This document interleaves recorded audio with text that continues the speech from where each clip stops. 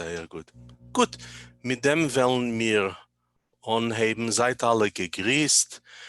Ich bin David Braun, ich bin der akademische Direktor von der Programm, von der High Care Sommerprogramm beim IWO, das heißt von der Sommerprogramm für jüdischer Sprach, Literatur und Kultur aufgenommen von Uriel Weinreich beim IWO-Institut. Das ist unser 53. Jahr, verstehe ich. Und das ist das zweite Jahr nacheinander, was wir haben, eine Lektionsserie wegen der jüdischen Zivilisation. In die Montigen haben wir eine jüdische Lektie, in die Donnerstagen haben wir eine Lektie auf Englisch und alle unsere Lektionen in der Serie sind von Experten in die verschiedenen Felder, was wir verbeten, Professoren, Forschers und Lehrers in die Felder zu reden für uns. Der heutige Lektor ist Professor Jankel Jacobs, Jack Jacobs. Er ist Professor von politischer Wissenschaft in New Yorker Städtischen Universität. Er hat eine lange Verbindung mit dem IWO. Er allein ist ein Graduant von der Sommerprogramm, 1973. Es kann sich dachten, wer es sieht und wer es guckt auf alle Lektionen in der Serie, es kann sich dachten, als wir haben eine Präferenz oder als es funktioniert etwas eine Mafia-Taktik da, was wir verbeten zurück alle unsere Graduanten von den verschiedenen Jahrzehnten, von einem halben Jahrhundert. Aber die Sache ist, es geht nicht so in einer Mafia-Taktik, also nur unsere eigene können reden. Es geht in dem, als Graduanten von der Sommerprogramm durch die Jahre, durch die 5+ Jahrzehnte verspreiten sich über der ganzen Welt mit jüdischer Wissenschaft und mit den Prinzipien von Wissenschaft und von der jüdischistischen Wissenschaft, was sie seinen zu sehr ausgesetzt in unser Sommerprogramm. Also es freut mich sehr, was es wird für uns reden, Jankel Jacobs, auf der Thema Brüder und Schwestern von Arbeit und Neut, eine Geschichte von Bund. Sei gegrüßt, Jankel. Danke, David. Der Allgemeine Jüdische Arbeiterbund, gegründet wie eine unterirdische Organisation in Wilna in 1897, ist gewesen die erste jüdische sozialistische Partei im zarischen Russland und ist geworden ein wichtiger Faktor im jüdischen Leben.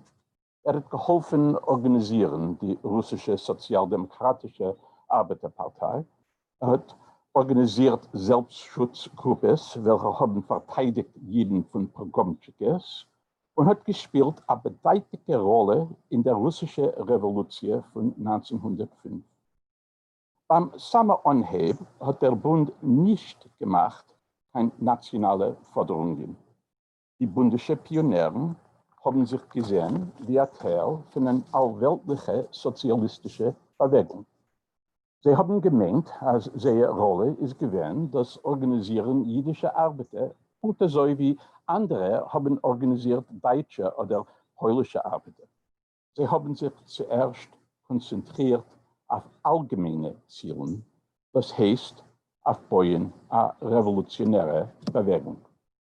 Aber in 1901, beim 4. Kongress vom Bund, haben die Delegaten deklariert, und ich zitiere, als Meluche wie Russland, was besteht von einer Menge verschiedener Nationalitäten, darf sich in der Zukunft verwandeln in eine Föderation von Nationalitäten mit voller nationaler Autonomie bei jeder von sie, unabhängig von der Territorien, auf welche sie wohnt. Und als der Begriff Nationalität ist zum Benutzen euch benegehe dem jüdischen Volk. In den ersten Jahren vom 20. Jahrhundert ist der Bund durchgegangen an ideologische Evolution. Sof kol sof ist gewesen in derselben Zeit marxistisch, für nationale kulturelle Autonomie, für die Juden von Russland und gegen den Zionismus. Auf seinem 4. Kongress hat der Bund formell bestimmt, als der Zionismus ist eine Reaktion von den bourgeoisen Klassen gegen den Antisemitismus und der unnormale rechtliche Lage von dem jüdischen Volk. Der Zusammenfall hat weiter erklärt, als der Zionismus ist eine Utopie, was kann nicht verwirklicht werden, und als die Agitation von den Zionisten bloß voneinander dem nationalen Gefühl und kann stören die Entwicklung von dem Klassenbewusstsein.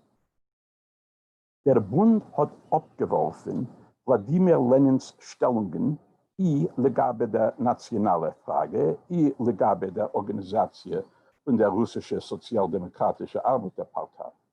Aber der Bund hat verloren auf beide Umkehrpunkten in 1903 und das hat vorausgesagt sein Mapole nach der bolschewistischen Revolution von 1917.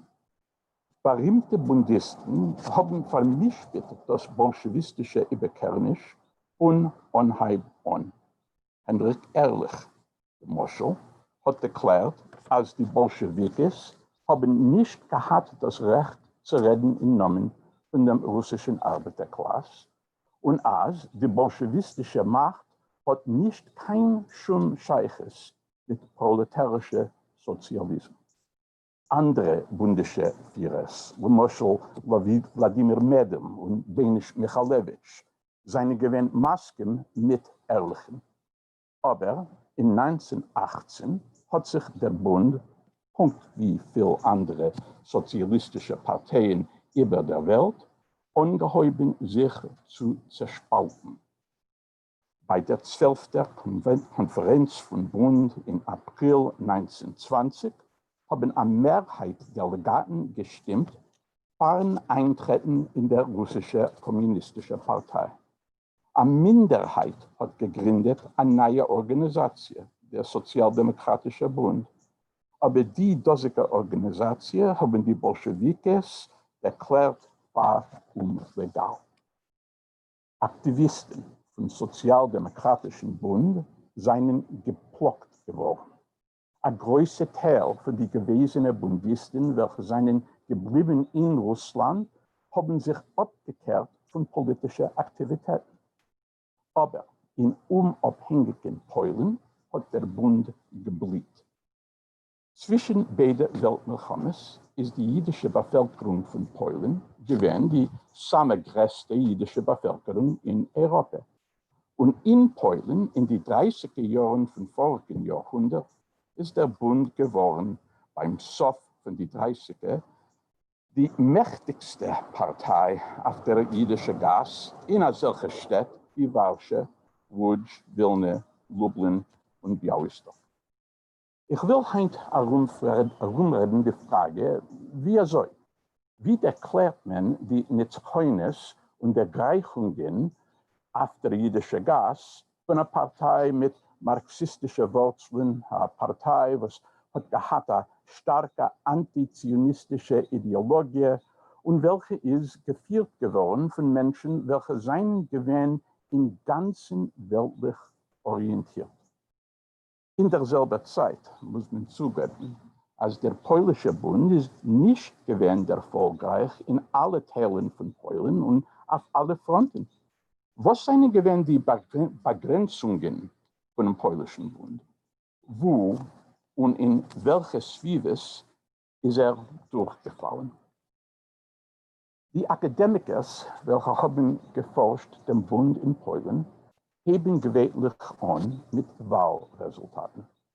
Der Bund in Polen hat nicht ausgewählt, viele kein ein Mitglied zum Sejm, zum polnischen Parlament, in den Jahren zwischen beiden Weltmilchames.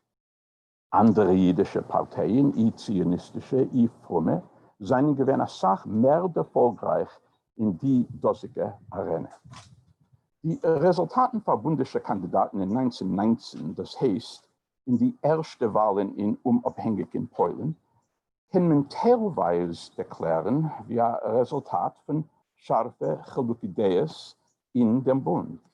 Die größte bundische Organisation in Polen, der Warschauer Bund hat boykottiert die Wahlen gegen den Willen vom Bundischen Zentralkomitee.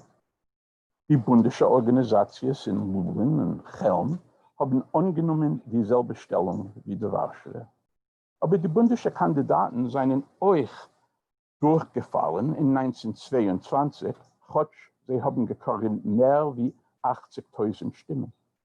In 1928 haben bundesche Kandidaten gewonnen bei etwa 100.000 Stimmen, aber der Resultat ist gewesen ähnlich. Kein bundescher Kandidat ist nicht der Welt geworden. Und in 1930, das Jahr für die letzte Sejm-Wahlen, von welcher der polnische Bund hat genommen einen Teil, in welcher der polnische Bund hat genommen einen Teil, ist die Zollstimmen für bundesche Kandidaten gefallen. Aber ob der Bund hat gehabt enttäuschende Resultaten in die allpolnische Wahlen zwischen die beiden Weltregimes, seien die Resultaten für den Bund in Kehille-Wahlen und in lokale Wahlen in die 30er Jahren gewesen sehr anders. Die erste bedeutende Netzchoines sind gewesen in Warschau in 1936. Warschau hat gehabt die größte jüdische Bevölkerung in Polen. 350.000 Juden haben gewohnt in der Stadt. Und in die Kehille-Wahlen in 1936 hat der Warschauer Bund gewonnen, als Sach mehr Stimmen wie seine Konkurrenten. Hat gewonnen a viele höhere Proports in Kehille-Wahlen in Grodno und in Lublin. Und in demselben Jahr hat der Bund gewonnen einen großen Sieg in die Stadtratwahlen in Łódź. In Łódź heißt es. Łódź hat gehabt die zweitgrößte jüdische Bevölkerung in Polen, 200.000. Und die Proporzwahlen, welche die bundesche Liste hat gewonnen in Łódź, ist gewesen a viel größer wie in Warschau. Die zionistische Liste hat gewonnen 2 Ämter in einem Stadtrat. A fromme Liste hat gewonnen 3 und die bundesche Liste 6. Die berühmteste Mischung von bundesche Wahlnetzchoines seien vorgekommen in 1938-39.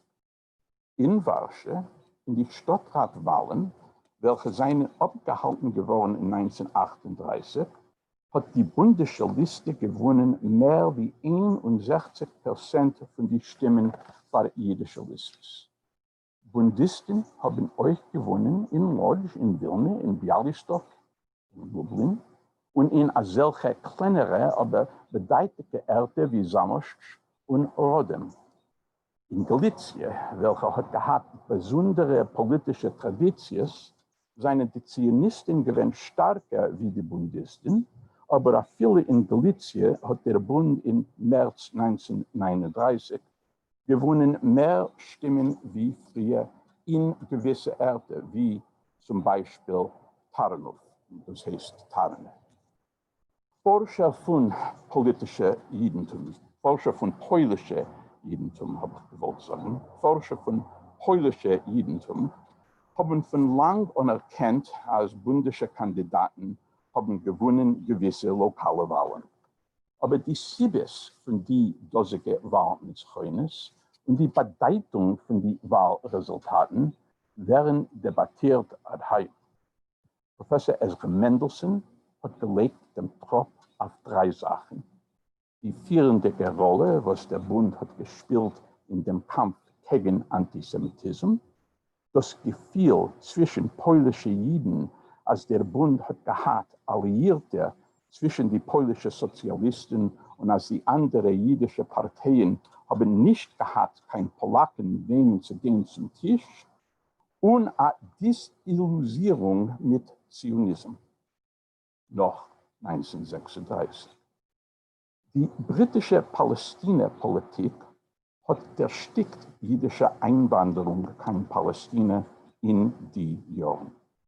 In 1936 seien rund 30.000 Juden angekommen in Palästina. In 1937 ist die Zahl gewesen weniger wie 11.000. Die Gerede von Aliyah ist gewesen ein schwerer Klapp für die zionistische Bewegung. Von Mendelssohns Guckwinkel ist der Einbruch von Zionismus gewesen wichtiger wie der Zuzieh von dem Bund sozialistischer Programm. Ein zweiter Forscher, Professor Daniel Blattmann, hat einander entfernt wie Mendelssohn. Er teilt, als die Walnutzgeheimnis von Bund in die letzten Jahren verhoben, seinen Gewinn verbunden mit innerlichen Änderungen in dem Bund. Der Bund in Polen in die 30er Jahren hat verteidigt die Interessen nicht nur von Parteimitgliedern, nur auch von anderen Juden. Der Bund zum Beispiel hat sich gegengestellt, Abruf zu verwehren Schritte. Blattmann hält, als es ist da darin eine klare Beziehung zwischen einer kleinerst neue ideologische Orientierung in dem Bund und die Zuziehungskraft von der Partei. Professor Gertrud Pikant, eine dritte wichtige Mumche auf dem Gebiet, legt den Tropf nicht auf politische Faktoren oder auf ideologische Änderungen, nur auf dem sozioökonomischen Zerneufstell von polnischen Judentum.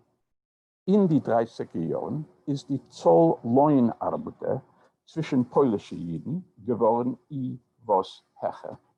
Die dosige jüdische Lohnarbeiter seien massenweise rein in die bundesche Pro-Vereine. Und eine Hechung in Macht von den Arbeitervereinen hat als Sache geholfen der Partei. Aber nicht alle Forscher seien überzeugt, als die Wahlresultaten in lokalen Wahlen oder viele Wahlen seien so wichtig.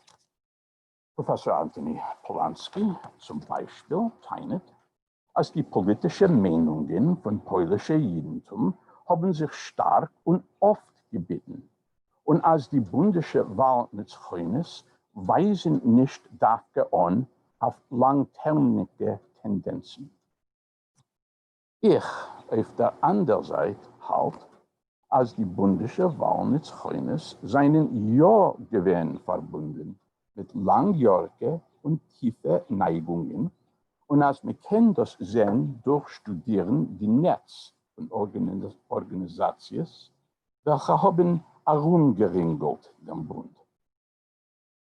In den Jahren zwischen beiden Weltmilchommes hat der Bund stimuliert und kultiviert Organisationen für Kinder, Jugend, Frauen, Sportler und andere. Das Ruf von den bundesischen Organisationen seien gewachsen anhebendig in die 20er Jahre. Aber nicht alle seien gewesen erfolgreich. Durch Studieren die bundesche Gegenkultur kann man, halte ich, besser verstehen, den Wuchs von Bund, die Stelle von dem dosigen Wuchs. Lassen wir anheben mit dem samen wichtigsten Teil von der bundesche Netz, die Jugendbund Zukunft. Die Zukunft ist gegründet geworden vor dem Ersten Weltkrieg. 1924 hat sie gehabt rund 3000 Mitglieder. So 25 hat sie schon gehabt 5200. In 1930 sind gewesen gemacht 10.000 junge Leute Mitglieder in der Zukunft und in 1937 12.000. Der same letzte farmelkommendige Nummer von Jugendwecker, eine Hauptzeitschrift von dem Jugendbund Zukunft, hat übergegeben, als die Mitgliedschaft in Zukunft hat gereicht 12.300. Das heißt, der Jugendbund Zukunft ist gewesen 4-mal größer in 1939 wie in 1924. Wieso? Und wann sind gekommen die Mitglieder?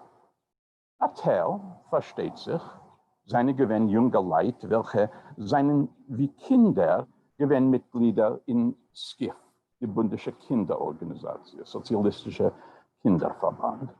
Andere seien gekommen von konkurrierenden Bewegungen, kommunistische oder territorialistische Bewegungen zum Beispiel, mit welchen sie seien geworden enttäuscht.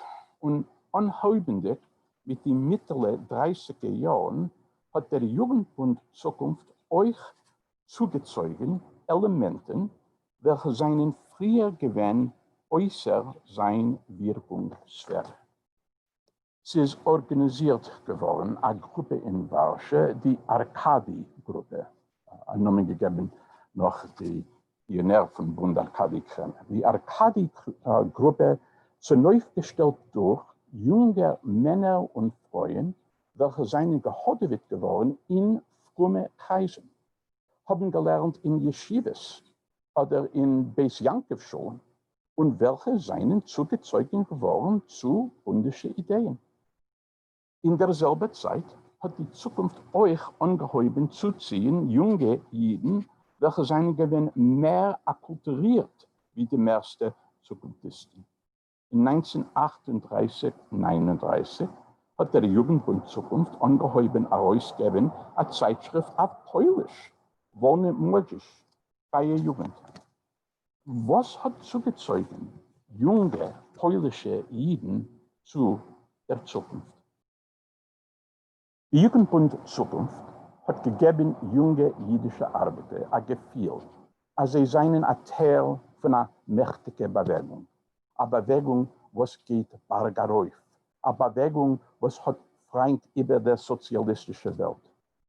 Dazu haben junge polnische Juden in die Reihen für die Zukunft gelernt, als sie tiefste Neuten seien natürliche. Man hat offen geredet wegen Beziehungen zwischen Frauen und Männern. Die Artikel wegen Sexualität, welche seien gedruckt geworden in einem Jugendwecker in Anhieb von den 30er Jahren, seien nicht gewesen besonders progressiv. Dr. Alf Goldschmidt zum Beispiel hat gedruckt einen Artikel in 1932, in welchem er hat sich eingestellt für Abstinenz bis volle Entwicklung und hat vorgelegt, als eine volle Entwicklung kommt vor inmitten von einem Menschen 20er Jahren. Er hat proklamiert, als der beste Eufen, durch welchen zu verändern die so gerufene sexuelle Problem ist freie Chassanes. Und hat gewarnt, als die freie Liebe wird unter die Bedingungen, welche haben damals existiert, ständig sein schlecht verfreuen und kann a viele führen, hat er gewarnt, zu Prostitution. Aber, das ist ein wichtiger Aber, eine Reihe Artikel, geschrieben von Sofia Dubnow-Ehrlich und gedruckt in Jugendwecker in 1934-35, haben gehabt einen anderen Ton. Dubnow-Ehrlich ist gewesen eine gut bekannte Figur in bundischen Kreisen. In 1935 ist sie geworden 50 Jahre alt. Ihr Mann ist gewesen Henryk Ehrlich, eine von den berühmtesten Bundisten in Polen. Und sie ist gewesen eine Tochter von Szymon Dubnow, dem wichtigsten Historiker von missrach-europäischen Judentum in sein Dorf. Sofia, ich habe ihr persönlich gekannt, Sofia ist gewesen ein Dichter, ein Übersetzer, ein Kritiker und ein politischer Aktivist. Und in ihr ersten Artikel vom Jugendwecker wegen Sexualität, gedruckt unter dem Titel Zu einem neuen Lebenssteiger, hat Sofia Dubnow-Ehrlich untergestochen die Wichtigkeit von sexueller Erziehung und hat sich verrufen auf die Klinikes in Wien, gegründet und geleitet von Wilhelm Reich. Die Klinikes seien gewesen offen zu allen, reingerechnet junge und nicht verheiratete Klienten. Die Klinikes haben geäußert, als seine Klienten sollen herausziehen die politische Lektions, was kommen von Anerkennen, die soziale Wurzeln von sexuellen Problemen. In einem zweiten Artikel, die neue sexuelle Ethik, hat Dubnow ehrlich proklamiert als Asketizismus und die Erstickung von sexuellen Instinkten vergewaltigen den Gang von menschlichen Leben. Strenge Sprache, ja. Sie haben die junge jüdische Arbeiter in Polen gelehnt und gelegt Acht auf Dubnow Ehrlichs Artikeln. Wir wissen, als nach der Publikierung von etlichen solchen Artikeln ist Dubnow Ehrlich eingeladen geworden, einen Teil zu nehmen in einer Diskussion mit der bundischen Jugend. Wir wissen, als junge Mädchen und Frauen haben Dubnow Ehrlich ausgesucht, wie zu kriegen Aids oder Hilfe. Und wir wissen, als eine von ihren Artikeln hat gehabt einen großen Abruf. Ein halben Jahrhundert nach ihren Jahren in der Zukunft ist eine gewesene Zukunftistin interviewt geworden durch Professor Ellie Kellman. Professor Kellman hat gefragt, die Interviewte, welche hat gewohnt in Warschau, vor dem Gruben, wegen die Aktivitäten von der Zukunft, von ihr eigenen Zukunftskreis. Und die Interviewte hat geantwortet so. Wir haben gelernt wegen Marxismus, wir haben gelernt wegen sexueller Beziehungen zwischen Mann und Frau. Die Warschauer Zweig von Zukunft ist gewesen zweimal so groß in 1939 wie in 1933. Wir können das nicht erklären, bloß durch eine Änderung in der Orientation von der Zukunft zu sexueller Erziehung. Sie seien sicher euch gewesen andere sozioökonomische Faktoren. Aber es ist klar, als die Atmosphäre, welche die Zukunft hat gegründet, ist gewesen mehr zuziehend, wie die von den meisten anderen jüdischen Jugendbewegungen. In die 21 Jahren zwischen dem Sof von Ersten Weltkrieg und dem Anheb von der Zweiten haben Tausende Männer und Frauen graduiert von Zukunft und rein in die Reihen und Bund. Reingerechnet in die führenden Kreisen von der Bundischen Partei. Ich habe schon der Mond die Wahlen in Warschau in 1938. Die Bundesche Liste hat gewonnen 17 Erde auf dem Stadtrat in die Wahlen. Alle anderen jüdischen Listen haben gewonnen, das auch Hockel 3 Erde. 16 von den 17 Kandidaten auf der Bundesche Liste, welche seien ausgeklebt geworden auf den Stadtrat, seien gewähnt Mitglieder von Bund. Und von die 16 seien 5 Jerzy Glixman, Josef Gutgold, Zalman Lichtenstein, Emanuel Scherrer und Nachman Schafran rein in Bund durch den Jugendbund Zukunft. Aber heute, die Geschichte von Jugendbund Zukunft hilft uns verstehen, wie der Bund Guffe ist gewachsen.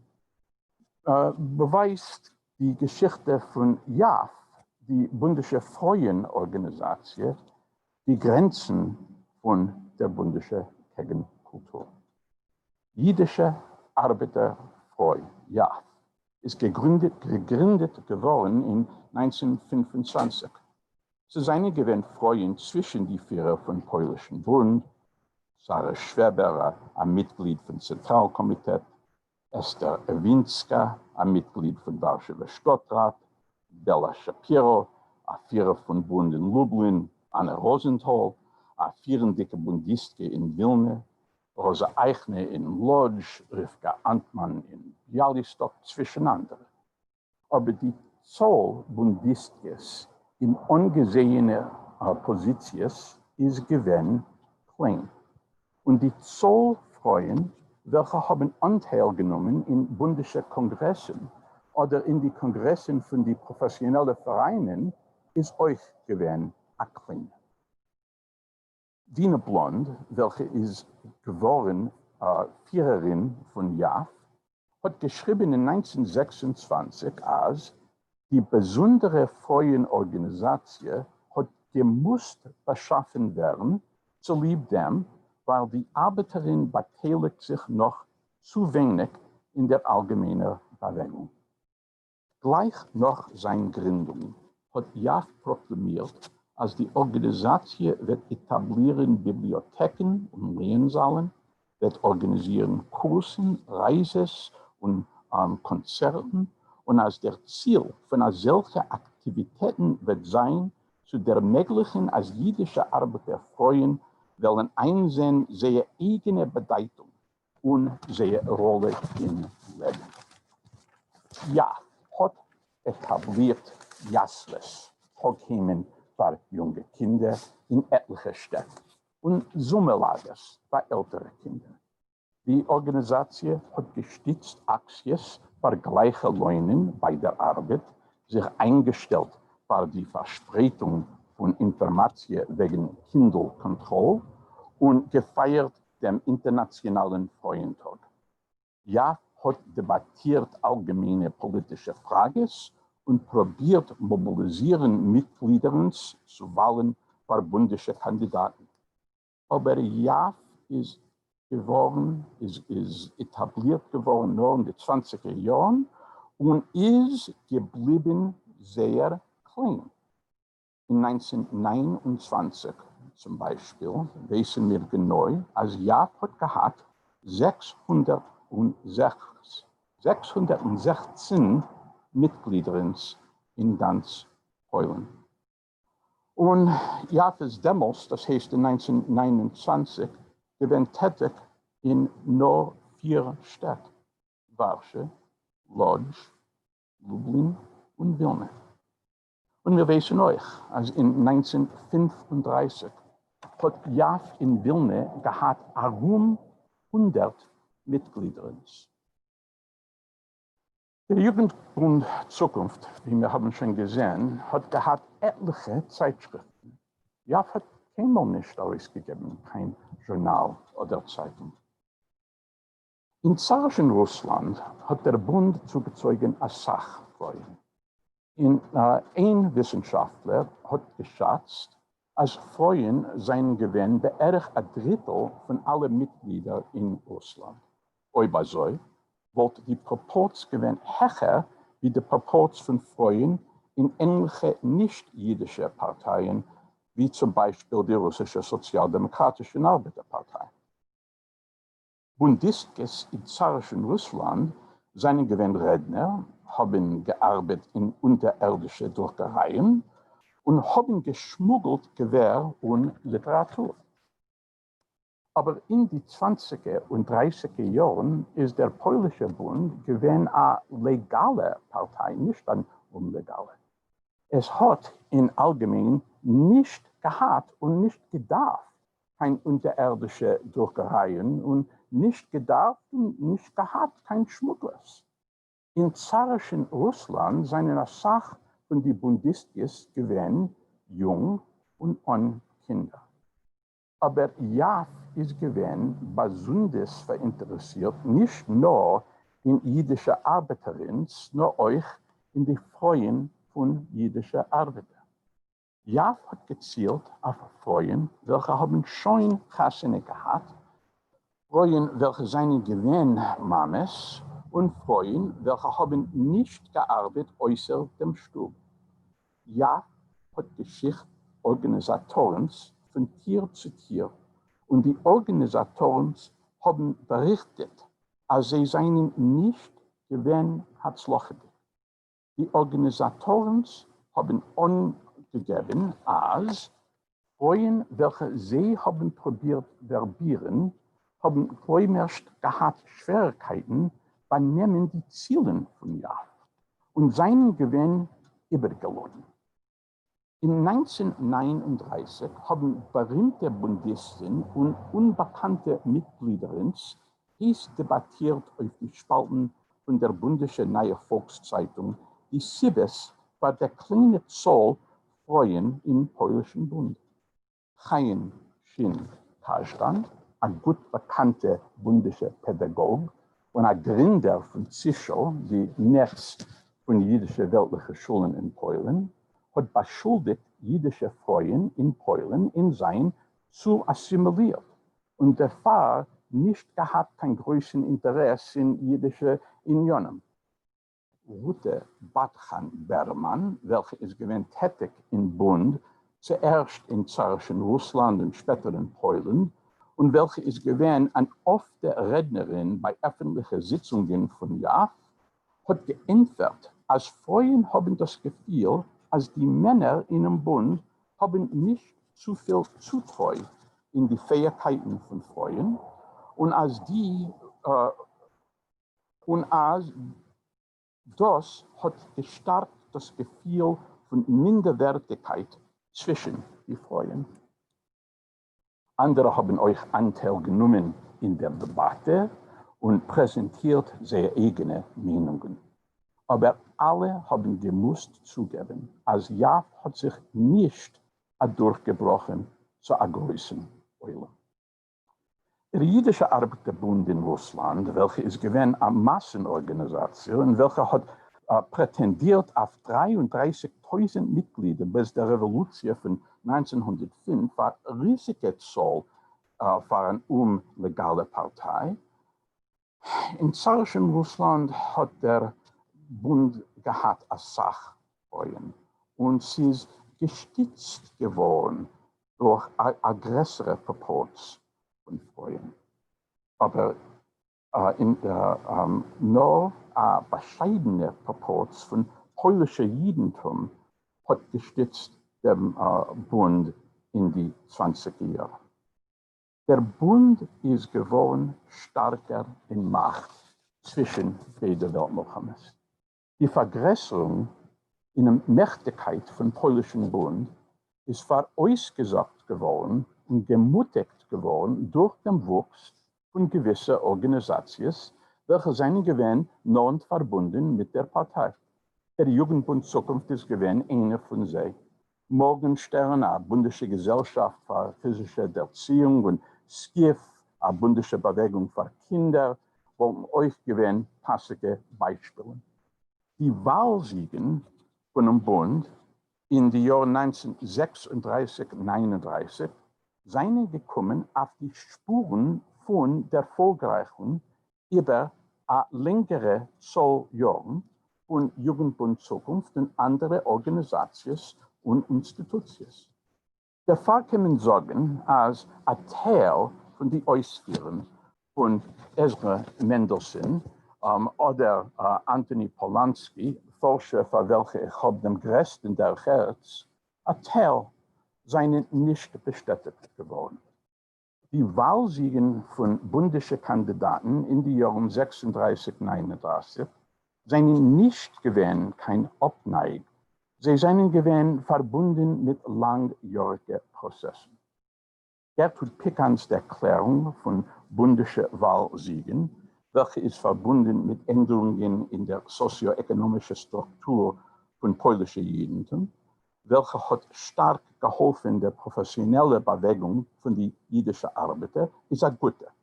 Der Landrat von den professionellen Klassenvereinen in Polen ist stark gewachsen in den Jahren zwischen 1935 und September 1939.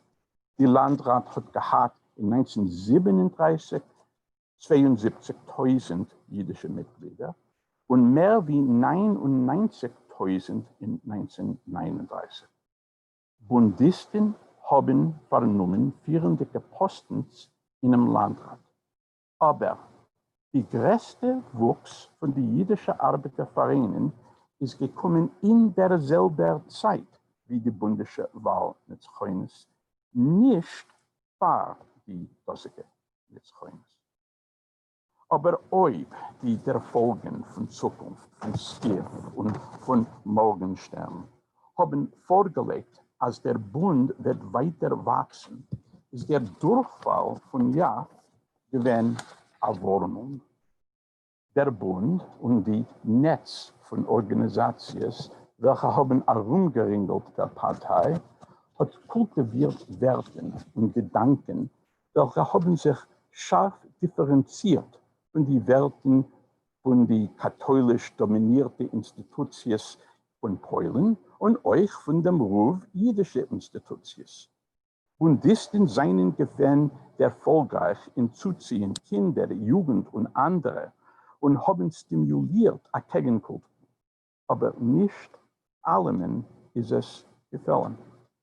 Jafs Unfähigkeit zuzuziehen, eine große Zahl jüdischer Arbeiterfreuen, kann anweisen auf die Begrenzungen von Bund in Polen. In sein berühmtes Buch hat der amerikanische Professor Bernard John Paul geteilt, als die Politik von Bund ist gewesen eine Politik von Umsichtigkeit, Utility. Ich bin nicht Masken. Der Bund hat gehabt merkwürdige Siegen, nicht nur auf die kulturellen Fronten, nicht nur in Bildungsinstitutionen, nur auch in politischen Kämpfen. Aber es hat nicht der gleiche Hegemonie. Seine Gegenkultur, Sof ko Sof, ist nur teilweise mit Sliach gewesen. Dank.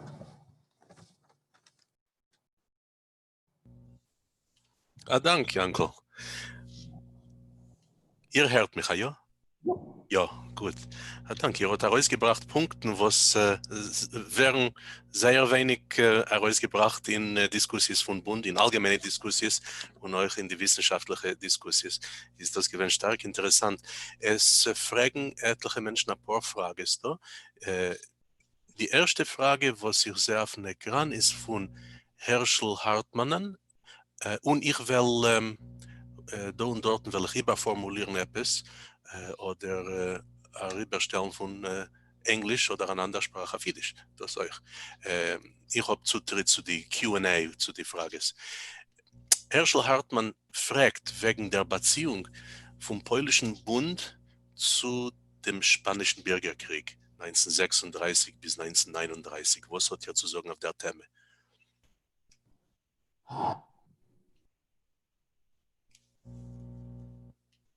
Der Bund ist, wie Herschel weiß, ist das ein komplizierter Meister.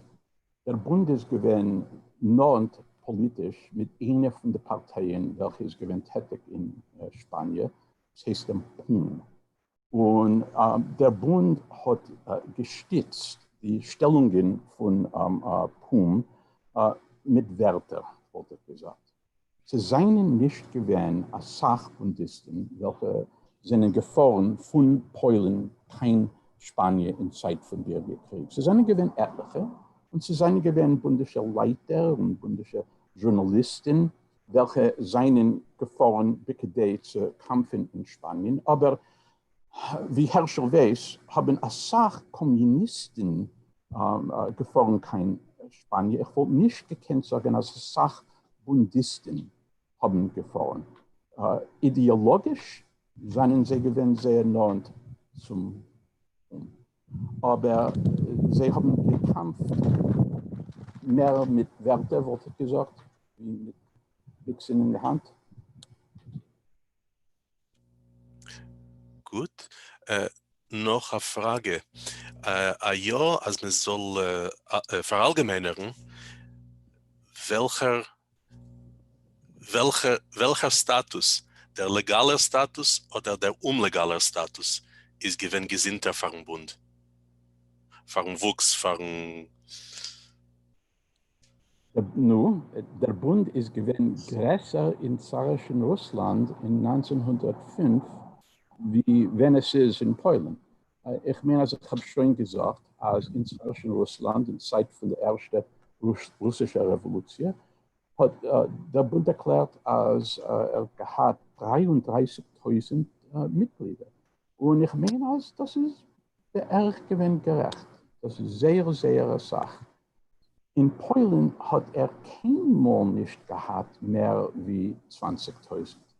Man muss zugeben, versteht sich, als die jüdische Bevölkerung von Polen ist gewesen nur ein Teil von der jüdischen Bevölkerung von zarischen Russland. Doch kann man sagen, als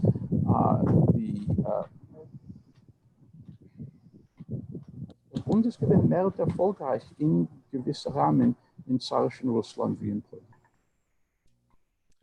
Und als man soll vergleichen den Bund und seine der Griechen in Polen mit anderen Organisationen, die jüdische, die polnische, mit wem wollte man das gekannt vergleichen? Zuerst mit den anderen jüdischen Organisationen, welche haben gesagt, dass sie sind Sozialisten. Das heißt zuerst linke Koalition und rechte Koalition. Der Bund ist gewesen als Sach größer und als Sach mächtiger wie linke Koalition oder rechte Koalition. Sie ist es gewesen größer wie die allgemeine Zionisten. Sie werden sich wenn, sie werden sich wo. Ich habe probiert anweisen, als der Bund ist geworden größer wie die allgemeine Zionisten in die größte jüdische Stadt, in Warschau, in Łódź, in Wilna, in Białystok, in Lublin. In kleinere Orte, in kleinere Städtler, seien andere gewinnmächtiger wie der Bund.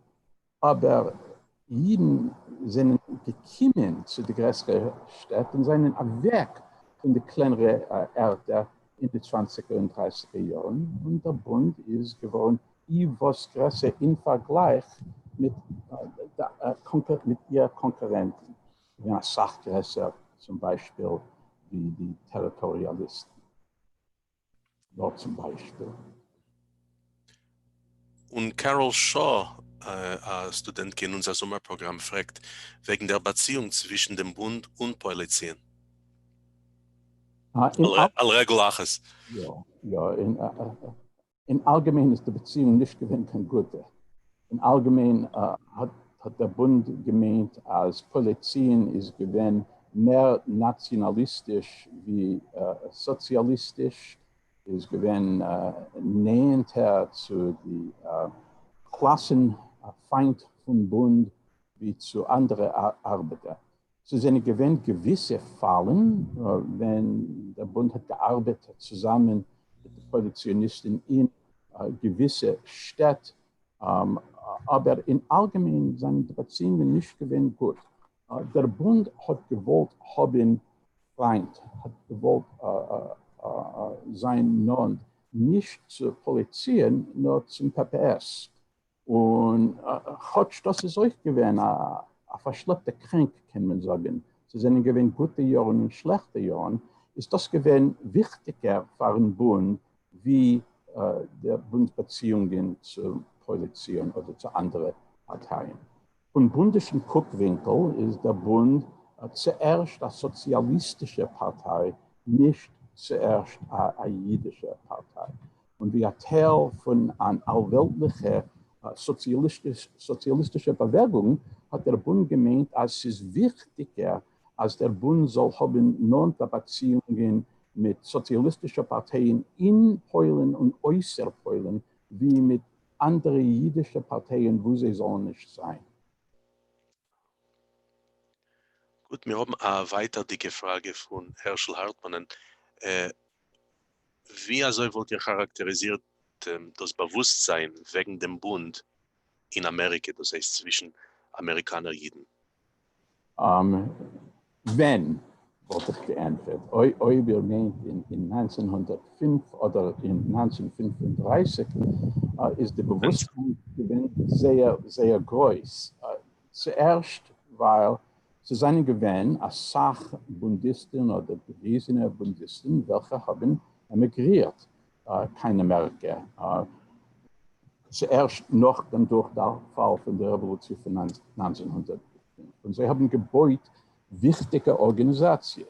Ich wurde gesagt, als Bundisten seien gewesen zwischen die Führers, zwischen der Leiter von Arbeiterring, zwischen die Führers von der ILGWU und von der Amalgamated Clothing and Textile Workers Union. In einer späteren Zeit, das heißt in den 30er Jahren, ist der Bund gewesen einer von den Gründern von dem jüdischen Arbeiterkomitee. Und in die Jahren haben sehr Sache Juden in Amerika gewusst, wegen der Bund, gewusst wegen der Wichtigkeit von Bund. Nach dem Zweiten Weltkrieg wurde gesagt, als das ist gegangen sehr stark bergab. Das heißt, als der Bund ist nicht gewesen eine Organisation, wegen welcher man hat gelernt in Hebrew Schools. Es ist nicht gewesen etwas, welche die zionistische Bewegung hat gewollt herausbringen als ein wichtiger Faktor in der jüdischen Geschichte. Und amerikanische Judentum hat geändert.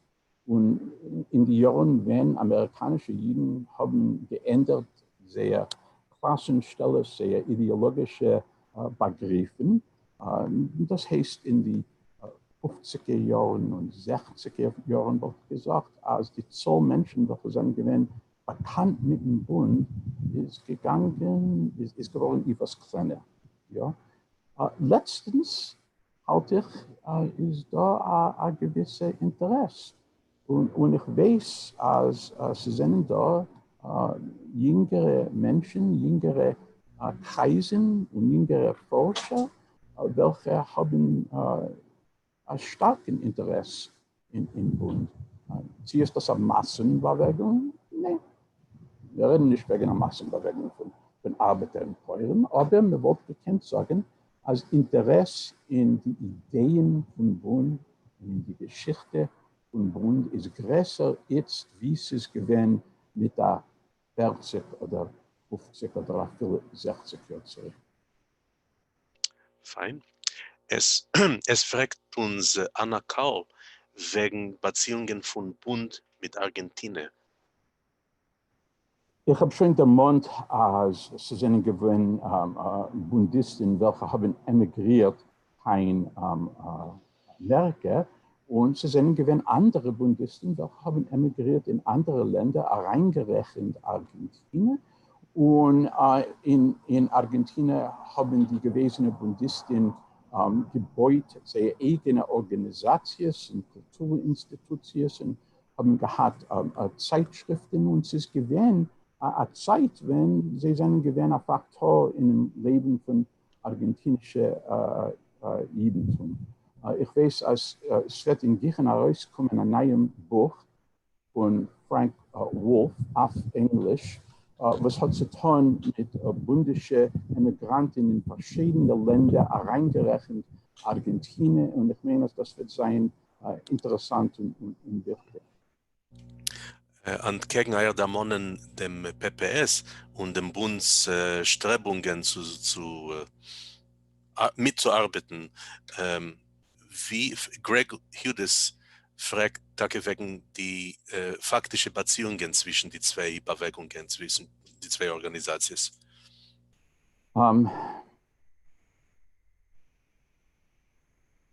Ich wollte gesagt, als die Beziehungen seien geworden besser in die mittleren und soft 30er Jahren.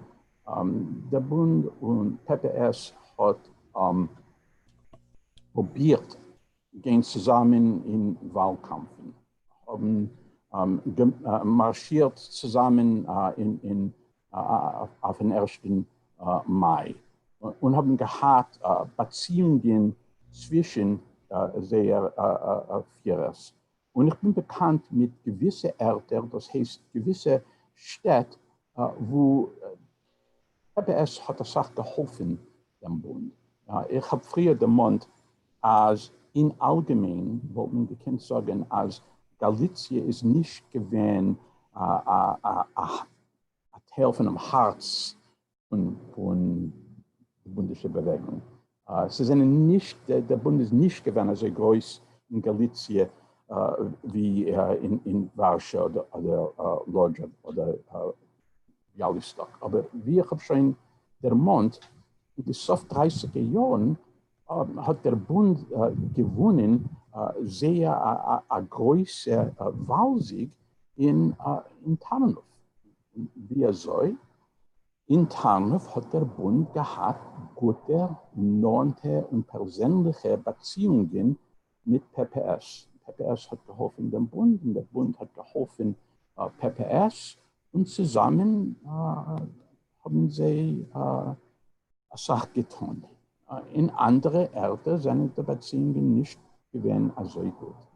Man darf Tage zugeben, als es ist da ein Unterschied zwischen die Gefühlen von den berühmtesten Leiter von PPS und den Massen, die polnische Arbeiter.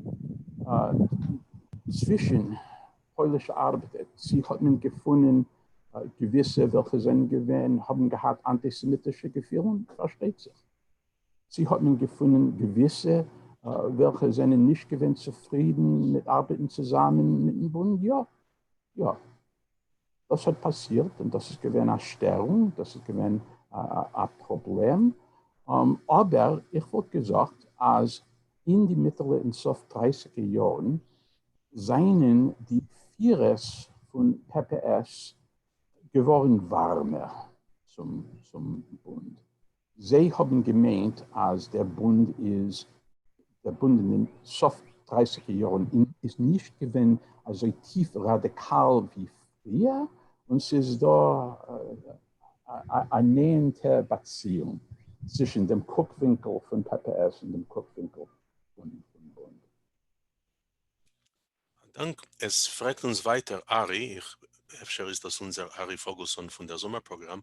Er will wissen wegen Josef Chmurner.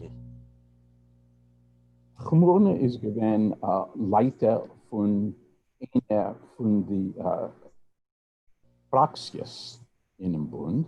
Er ist gewesen ein wichtiger Leiter. Er hat das Sach Anhänger.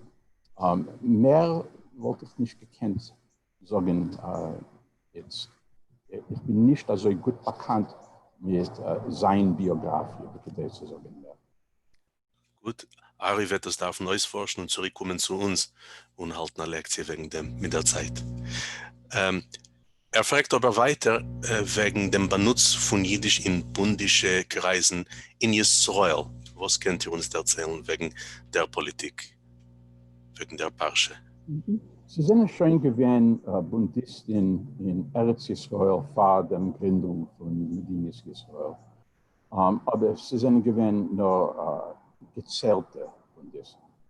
Diesen Krieg sind zugekommen etliche mehr und noch in Krieg viele mehr.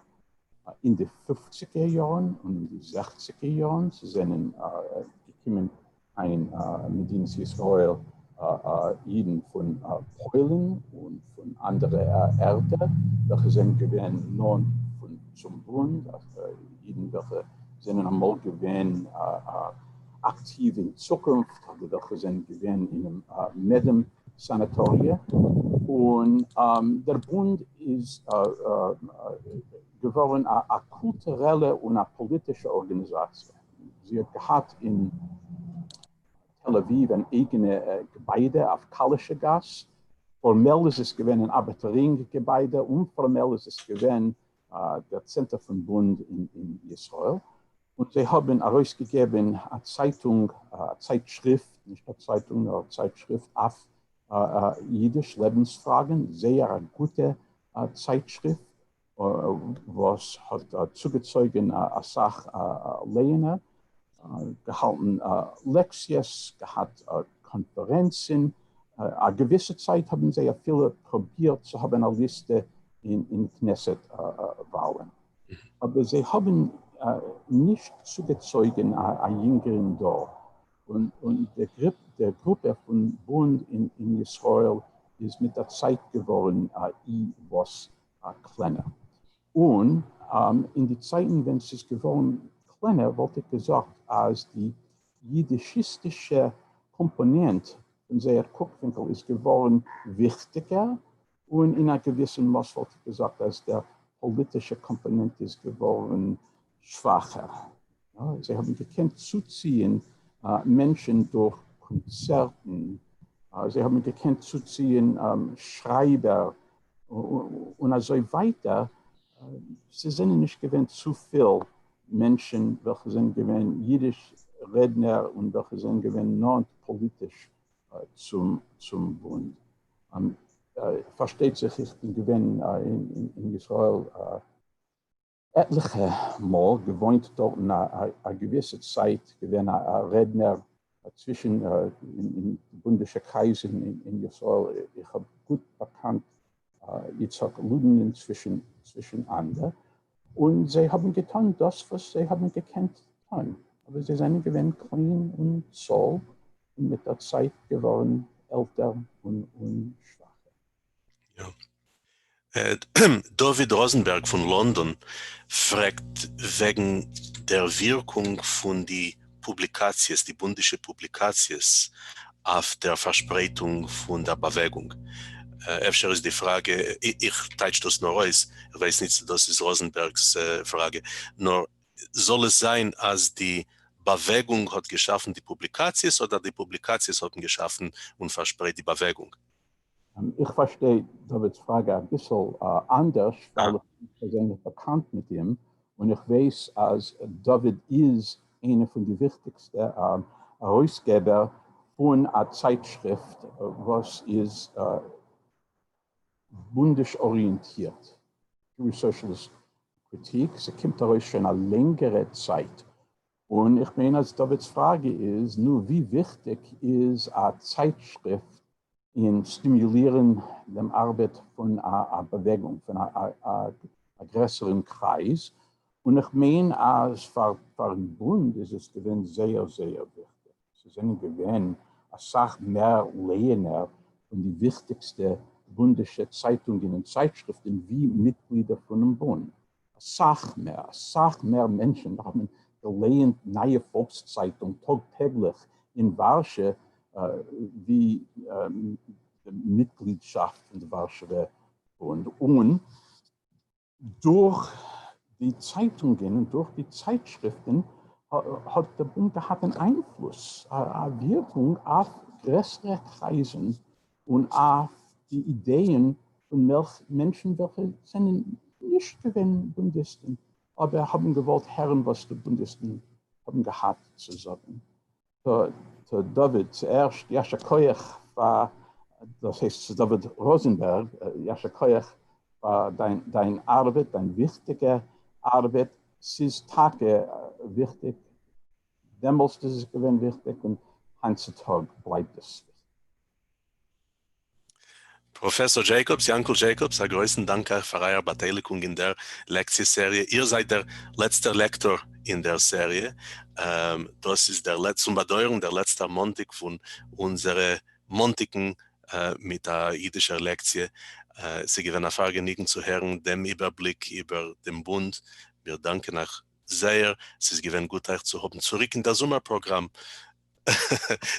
Sind eure Beteiligung demult hat, wenn in 1973. Ich weiß, ihr seid oft zurückgekommen mit verschiedenen Lektien und mit Referaten durch die Jahre, aber sie gewinnen sehr gut, euch zu haben wie ein Gast. Dank für den Einladung. Und Dank allen für Zuhören sich und für sein mit uns. Und ihr versprecht unsere Interviewen, Referaten, Unternehmungen durch die Links, wo seien dort zum Seite von Jivo und euch auf YouTube. Danke allen.